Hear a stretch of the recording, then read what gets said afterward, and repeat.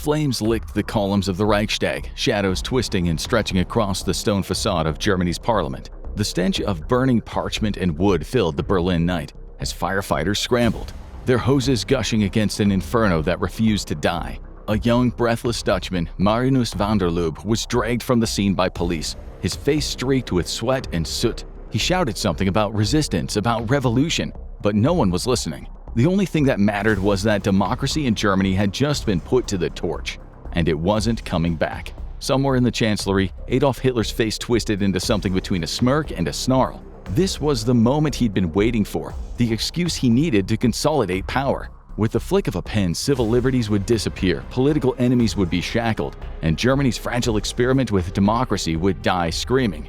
The question was, how did it all come to this? How did the most intellectually and culturally advanced nation in Europe let itself be hijacked by a fanatical ex-corporal who never even won a majority in any election? We're going to explain it all in today's episode of The Infographic Show. What caused the rise of Nazi Germany? Germany's descent into tyranny didn't begin in Berlin, it began in the trenches of the Great War. From the humiliations of the Versailles Treaty to the chaos of Munich's streets, it was there that a bitter, frustrated man with a ridiculous mustache found his calling. World War I shattered Germany, yet no enemy set foot on its soil. By 1918, victory seemed possible. German forces had pushed within artillery range of Paris. General Erich Ludendorff, Germany's de facto leader, launched one last desperate gamble: the Kaiserschlacht, or Ludendorff Offensive. Nearly 1 million men were thrown into an all-or-nothing push to break the Western Front before American reinforcements arrived. At first, it worked. Operation Michael devastated the British Fifth Army, but Ludendorff had no follow-up strategy.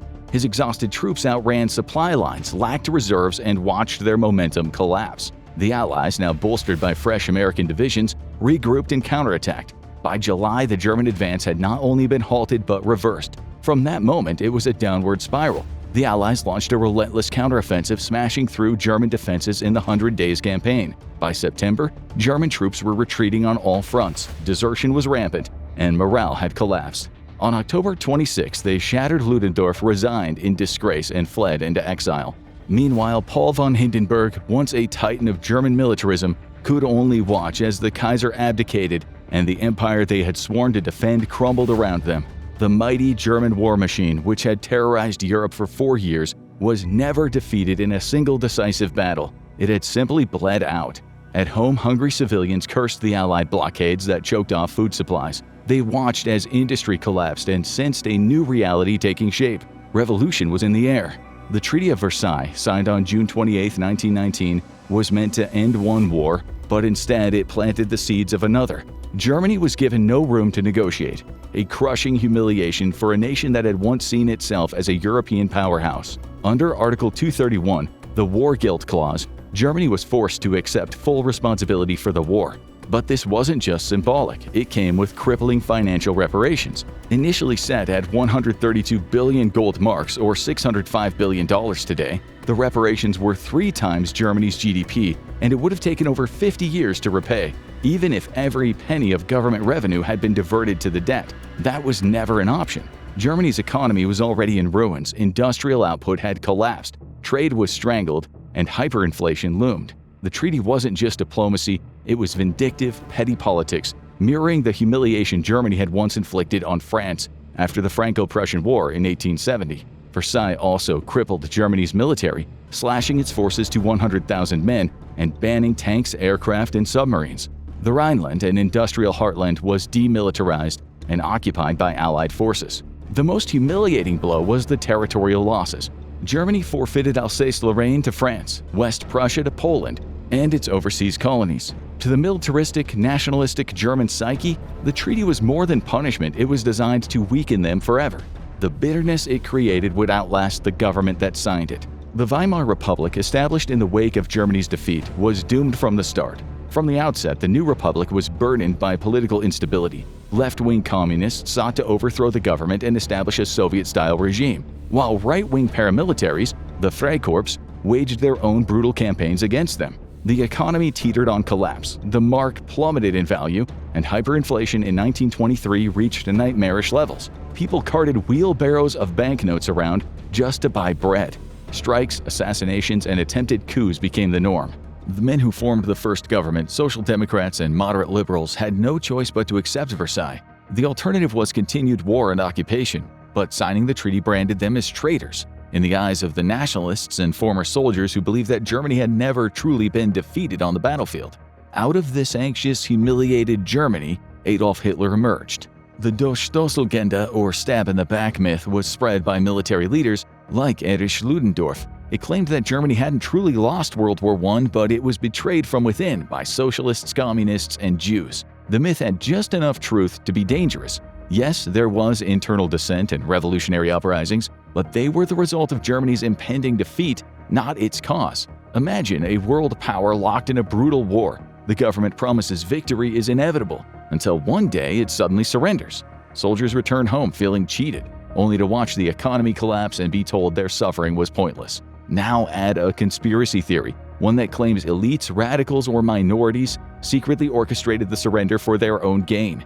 It spreads like wildfire, offering an easier explanation than the truth, that the war was lost due to logistical, strategic, and political failures. For the soldiers and civilians who had invested everything in the war, this lie is easier to stomach than the reality of national defeat. That was exactly the kind of emotional wound the Durchstoßlegende exploited in post-World War I Germany. It gave people an enemy to blame, a way to redirect their anger and humiliation. And as that resentment festered, a charismatic young Austrian came along, ready to turn that anger into a movement. Enter Adolf Hitler, a failed artist turned soldier turned political agitator. In 1919, he was just another bitter veteran, a man who had spent 4 years dodging bullets, shrapnel, and gas with varying degrees of success. But he had something most of his comrades didn't, a gift for oratory. Hitler could speak, and when he spoke, people listened. He started as an informant for the military, spying on radical groups in Munich, but he quickly realized that he had more in common with the radicals than his employers. One group, the German Workers' Party, or DAP, caught his eye. They were small, disorganized, and full of crackpot theories about race and national destiny, but Hitler saw potential. He joined them and he soon found his new home. The DAP was little more than a fringe group of anti-Semitic, ultra-nationalist ideologues ranting in Munich beer halls. Then Hitler picked up a microphone. Their mix of xenophobia, paranoia, and anti-Versailles fury was the perfect fuel for his ambitions. But Hitler didn't just join the party, he hijacked it. With sheer force of personality, he bullied, outshouted, and outmaneuvered its original leaders, twisting the obscure movement into his personal machine of power. By 1920, he had helped rebrand it as the National Socialist German Workers' Party, or NSDAP, the Nazi Party. Within just 2 years, he was its undisputed leader. But Hitler's rise wasn't just about fiery speeches and brute ambition, it was also about knowing how to cultivate powerful allies. His first and most important backers were the Freikorps, bands of right-wing paramilitaries, many of them embittered veterans like himself, who had been fighting communists in the streets since the war ended. They provided muscle for the Nazi cause, breaking up socialist rallies and intimidating political opponents. Then came the money. Wealthy industrialists like Fritz Thyssen and Emil Kirdorf saw potential in Hitler, not just as a radical agitator, but as someone who could be manipulated to crush communism and keep German industry intact. By 1923, Hitler was convinced he could overthrow the Weimar Republic. He had been studying Mussolini's 1922 March on Rome, where the Italian fascist leader had strong-armed his way into power with a dramatic show of force. Hitler believed he could do the same in Bavaria, Germany's most conservative and nationalist stronghold. The plan was to seize Munich, rally for support from right-wing factions, and then march on to Berlin to topple the government. It was audacious, reckless, and doomed from the start. On the night of November 8, 1923, Hitler stormed into the Bürgerbräukeller, a Munich beer hall where Bavaria's top officials were gathered, including the state commissioner Gustav von Kahr. Surrounded by SA stormtroopers, Hitler fired a pistol into the ceiling and declared the start of the revolution, claiming he had the support of the military and conservative elites. Naturally, it was a bluff. While some local nationalist leaders hesitated, others backed away immediately. By the next morning, as Hitler and his 3,000 supporters marched toward the city center in what they envisioned as Germany's version of Mussolini's triumph, police opened fire. Bullets ripped through the crowd, killing 14 Nazis, with 2 others being killed elsewhere in the city. Hitler was thrown to the ground, dislocating his shoulder, and he fled the scene. Within 48 hours, he was arrested as one of the key conspirators. Instead of marking the end of his political career, the failed Putsch cemented Hitler's budding legend. His trial in early 1924 turned into a spectacle, Hitler used the courtroom as a stage to rail against the Treaty of Versailles, the Weimar government, and the supposed traitors who had stabbed Germany in the back. Sentenced to 5 years in Landsberg prison, he served only 9 months, time he spent fuming and dictating Mein Kampf to his loyal follower Rudolf Hess. Hitler's rambling, hate-filled manifesto laid out his vision for Germany: destroy the Treaty of Versailles, crush communism, and create a racially pure German empire. It was deranged, but it struck a chord with a growing number of Germans who felt betrayed and humiliated in the aftermath of World War I. Far from being silenced, Hitler emerged from Landsberg a national figure, a political martyr, manifesto author, and a veteran who had sacrificed for Germany's future. More importantly, he'd learned a valuable lesson: armed insurrection wouldn't work. If he wanted to seize power, he would have to do it legally by dismantling democracy from within. By the late 1920s, the Nazi Party was still a political afterthought. After the failed beer hall putsch, Hitler had spent years carefully rebuilding the movement, expanding its reach beyond Bavaria's ultra-nationalist circles. Brute force wouldn't topple the Weimar Republic. Hitler had to win over the people, erode the system from within, and outmaneuver his political rivals in their own game. For years, Hitler's Nazis remained on the fringes, polling in the low single digits, but the economy was stabilizing. Weimar Republican politics, while chaotic, was holding together, and radical parties like the Nazis were seen as little more than a nuisance. Then in 1929, everything changed. The Great Depression hit Germany like a sledgehammer. The economy, already fragile from the weight of war reparations, spiraled into a collapse. Unemployment skyrocketed from 1.3 million in 1929 to 6 million by January 1933. 1 in 3 Germans were jobless. Starvation and homelessness became widespread. Factories shuttered, banks collapsed, and the democratic government appeared utterly powerless to stop the bleeding. It was the perfect breeding ground for extremism. The Nazis seized the crisis with ruthless precision, pushing a simple, powerful narrative. Germany wasn't suffering because of war losses and economic collapse. It was because of the Treaty of Versailles, corrupt politicians, Marxists, and above all, the Jews. While Weimar leaders hesitated and debated, Hitler and his lieutenants took action. They promised national rebirth, strength, and revenge, and desperate Germans were ready to listen. In the 1930 parliamentary elections, the Nazis made a staggering leap. They went from just 2.6% of the vote in 1928 to 18.3%, winning 107 seats in the Reichstag, making them the second largest party in Germany. It was a seismic moment in German politics. The Nazis had mastered the art of mass appeal, blending fiery rhetoric with sophisticated propaganda. Goebbels, now Hitler's chief propagandist, carefully orchestrated rallies that presented Hitler as the savior of the nation. The party positioned itself as the only force capable of restoring order, appealing to everyone from war veterans and the unemployed to disillusioned conservatives who feared a communist uprising. Hitler himself was evolving as a leader. The reckless radical of the 1920s who had once staged a botched coup was now a disciplined, calculating politician. He dropped the violent rhetoric in public, rebranded himself as a statesman, and forged alliances with industrialists and conservative elites who saw him as a useful tool. The 1932 presidential election was a pivotal moment. Hitler challenged the aging war hero Paul von Hindenburg for the presidency, and contrary to what you might have expected, Hitler lost. But he still secured 37% of the vote, proving that the Nazi movement was no longer a fringe faction but a dominant force in German parliamentary politics. The Nazis still lacked a majority, but Hitler had no interest in half measures. Privately, he refused to accept any role that didn't give him total control. As political instability spiraled, Hitler played the long game. He waited, watched, and maneuvered, knowing that sooner or later Germany's conservative elites, desperate to contain the chaos, would hand him the keys to the chancellorship. By late 1932, Germany was falling apart. The Reichstag was paralyzed. The economy was in freefall. The streets were battlegrounds as Nazi stormtroopers and communist militants clashed in waves of violence. The Weimar Republic wasn't governing. It was barely surviving. Lurching from one crisis to the next, it cycled through a carousel of ineffective chancellors, each more powerless than the last. President Paul von Hindenburg was now an aging, increasingly senile figure who loathed Adolf Hitler personally, dismissing him as a vulgar bohemian corporal. Yet, despite this contempt, the very people who surrounded Hindenburg would soon convince him to hand Hitler the chancellorship. It was an act of political short-sightedness, so catastrophic that it would doom Germany to the abyss. The key players in this fatal decision were former Chancellor Franz von Papen and General Kurt von Schleicher, bitter rivals locked in a power struggle for control of the government. Von Papen, a monarchist aristocrat, had lost the chancellorship to von Schleicher in December 1932 after failing to control the Reichstag. Schleicher, in turn, schemed to form a coalition hoping to lure the moderate wing of the Nazi Party while isolating Hitler from his radical followers. But Hitler refused to play along. Schleicher's plan collapsed, and within weeks he was losing favor with Hindenburg. Von Schleicher, the more pragmatic of the two, saw that Hitler's Nazi Party had become too big to ignore. He planned to split the movement. He figured he could tempt the moderate Nazis away from Hitler by offering them government positions, thereby turning the Nazis into a controllable asset rather than a revolutionary threat.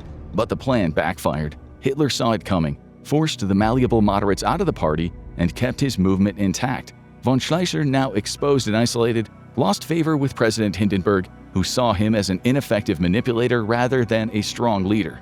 And von Papen saw his chance. He was determined to claw his way back to power. If von Schleicher had tried to undermine Hitler, von Papen's approach was the opposite. Instead of blocking him, he would invite him in, believing that he could control him from within the system. He assured Hindenburg and other conservatives that Hitler could be hired as chancellor but kept on a leash, surrounded by experienced politicians who would limit his power. It was a stunning miscalculation. Hindenburg's advisors, especially his son Oskar von Hindenburg, who had been heavily courted by the Nazis, began warming to the idea. The Nazi movement was the largest political force in Germany, and ignoring Hitler any longer risked further unrest. Meanwhile, Germany's most powerful business leaders had already backed the Nazis financially, seeing them as the last line of defense against communism. In a fateful meeting on January 30, 1933, in the Reich Chancellery, von Papen presented Hindenburg with what he framed as the only viable path forward. The government was collapsing. The communists were growing stronger. Hitler had the masses behind him. If they gave him the chancellorship, von Papen assured they could box him in. "We've hired him," von Papen would later brag. "He won't be able to do a thing without us." Hindenburg, reluctant but exhausted by months of chaos, signed the appointment. That evening, Hitler was officially named Chancellor of Germany. The next morning, the Nazi leader, dressed in a crisp suit rather than his usual paramilitary attire, strode through the streets of Berlin as thousands lined the roads to cheer. The conservative elites watched from their drawing rooms, smug in their belief that they had outmaneuvered him. They had no idea they had just delivered Germany into the hands of a man who would destroy everything in his path. Hitler wasted no time turning the fragile Weimar democracy into his personal dictatorship. From the moment he was sworn in as chancellor, he set into motion a rapid series of political maneuvers, propaganda efforts, and violent crackdowns designed to cement Nazi control. His first month in power was a masterclass in how to dismantle democracy from within, and by the time February ended, the foundations of the Weimar Republic were already crumbling. Hitler was sworn in as chancellor in a solemn ceremony at the Reich Chancellery, but the real show happened that evening.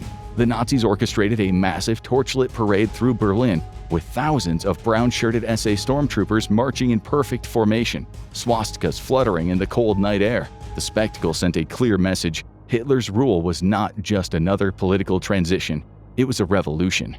Hitler understood that perception was everything. If he acted like he already had total control, people would start to believe it. He began working feverishly to silence opposition and expand his grip on the government. He relied heavily on Goebbels to manipulate and pander to his allies in the press. Hitler started removing non-Nazis from key government positions, replacing them with loyalists. The SA's reign of terror kicked off with a bang, with brown shirts taking to the streets, intimidating and attacking political opponents, especially communists and socialists. Hitler knew that to pass the emergency measures he needed to expand his power, he had to secure a Nazi majority in the Reichstag. He pressured President Hindenburg into dissolving the Reichstag and calling for new elections on March 5th. The Nazis unleashed an aggressive campaign, blanketing cities with propaganda, staging massive rallies, and using the SA to harass and intimidate rival parties. And then, everything changed. On the night of February 27th, the Reichstag was engulfed in flames. Police arrested a Dutch communist, Marinus van der Lubbe, who was found at the scene. Hitler and his inner circle seized on the fire as the perfect pretext to crack down on their enemies. Within hours, Hitler declared that Germany was under siege by communist revolutionaries, demanding emergency powers to, quote, protect the nation. The next morning, President Hindenburg, pressured by Hitler and his cabinet, signed the Reichstag Fire decree. It was the single most decisive moment in Hitler's first month in power, the moment German democracy effectively died. It gave Hitler emergency powers to arrest, censor, and terrorize his political opponents, all under the guise of protecting Germany from a communist uprising.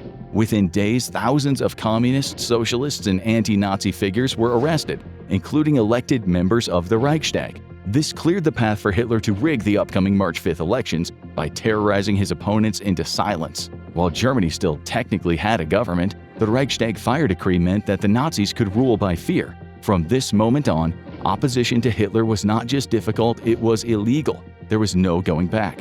From that moment on, Germany was a dictatorship in all but name. The Nazis bullied, murdered, and terrorized their way into absolute power. By the time Hitler officially merged the presidency and chancellorship in 1934, the opposition was either in exile, dead, or too afraid to resist. The great German Republic, the beacon of post-war democracy, was gone. When Hitler became chancellor, he was determined to prevent others from doing to him what he had done to them. He had spent years railing against the parliamentarian swamp, only to find himself entangled in the same system he despised.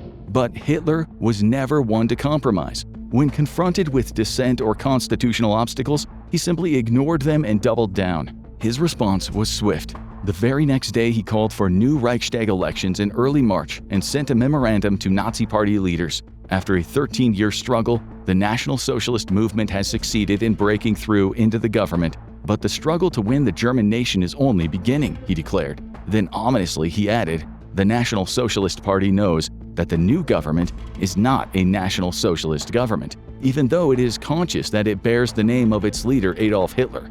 In other words, he was preparing to go to war with his own government to ensure it bent to his will. The Reichstag elections proceeded as planned, but even with this ruthless suppression, the Nazis secured only 44% of the vote. It wasn't enough for an outright majority, but it was enough to form a coalition and set the stage for the next, more decisive step in Hitler's path to total power. The crackdown was swift and ruthless. By March 6th, just one day after the elections, Nazi stormtroopers seized state government buildings across Germany. Swastikas were hoisted over public institutions, opposition politicians fled or were arrested, and thousands were thrown into Schutzhaft, protective custody, a euphemism for indefinite detention without trial. Prominent figures like Otto Wels, leader of the Social Democrats, and Heinrich Held, Bavaria's minister-president, escaped to Switzerland as the machinery of repression roared to life. Hindenburg, the only man with the legal authority to stop it, remained silent. Then on March 23rd, the final death blow came. The Reichstag convened in the Kroll Opera House, its former chamber still a charred ruin. Hitler, dressed in a brown SA uniform, presented the law to remedy the distress of the people and the Reich, now known as the Enabling Act. The law would grant Hitler the power to legislate without Reichstag approval, effectively rendering the parliament obsolete. The remaining centrist and conservative delegates, bullied and intimidated, caved. The Enabling Act passed, handing Hitler the unchecked dictatorial authority he always craved. In the aftermath, Joseph Goebbels, who had orchestrated much of the Nazi propaganda machine, would later gloat over the sheer irony of it all. The National Socialists, he marveled, had succeeded in dismantling a federated constitutional republic entirely through constitutional means. The final cruel joke on democracy, he observed, was that it gives its mortal enemies the means to its own destruction. Germany was no longer a democracy. Hitler had ascended and the nightmare had begun. From the moment he secured absolute power, every move was a calculated step toward war. He wasted no time dismantling the last remnants of democracy and molding Germany into a war machine. The world, still reeling from the horrors of World War I, was hesitant to confront him, and he exploited that hesitation masterfully. One of Hitler's first and most critical decisions was withdrawing Germany from the League of Nations in 1933. He had no interest in diplomacy, only domination. Over the next few years, he ramped up military production, violating the Treaty of Versailles by reintroducing conscription in 1935 and expanding the army beyond the permitted 100,000 men. That same year, he unveiled the Luftwaffe, Germany's new air force, and began constructing a navy capable of challenging Britain. Emboldened by weak international responses, Hitler sent his troops into the Rhineland in 1936, a blatant violation of the Versailles Treaty. The French had the power to stop him. They could have crushed the move instantly, but they hesitated, and Hitler learned a crucial lesson. The Allies lacked the resolve to stop him. That realization fueled his next bold maneuver, the Anschluss with Austria in 1938. Through a calculated mix of political pressure and military intimidation, Germany annexed Austria without firing a single shot. Later that year, Hitler set his sights on Czechoslovakia's Sudetenland, a region with a large German-speaking population. At the infamous Munich Conference in September 1938, Britain and France, desperate to avoid war, chose appeasement. They handed Hitler the Sudetenland in exchange for an empty promise of peace. But Hitler was never satisfied. By March 1939, he had taken all of Czechoslovakia. The final step to war came in August 1939, when Hitler shocked the world by signing the Molotov-Ribbentrop Pact with Stalin.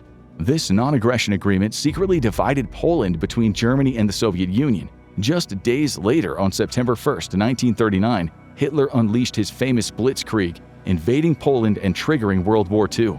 The gamble had paid off once again. Hitler had manipulated his enemies into inaction, and Europe would soon pay the price. The lesson? Democracies don't die overnight. They rot from within, one crisis, one compromise, and one cowardly decision at a time. Could Nazi Germany have been stopped, or was its rise inevitable? What do you think played the biggest role? Economic collapse, political failures, or something else?